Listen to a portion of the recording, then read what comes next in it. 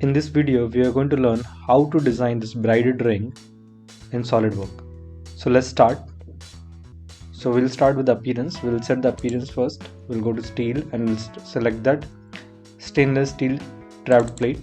Now we'll take a front plane, take a sketch, we'll draw one circle.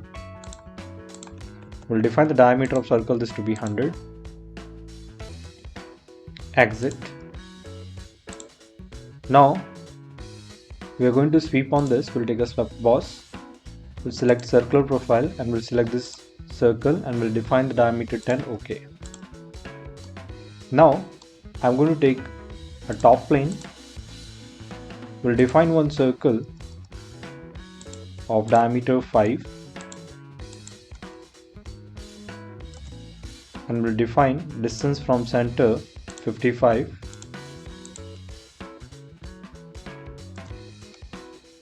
And also I'll just define this point, and this point will be horizontal. Exit.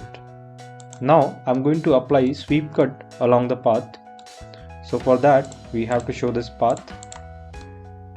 So we'll go to the sweep cut tool. Here we'll define our profile and the path.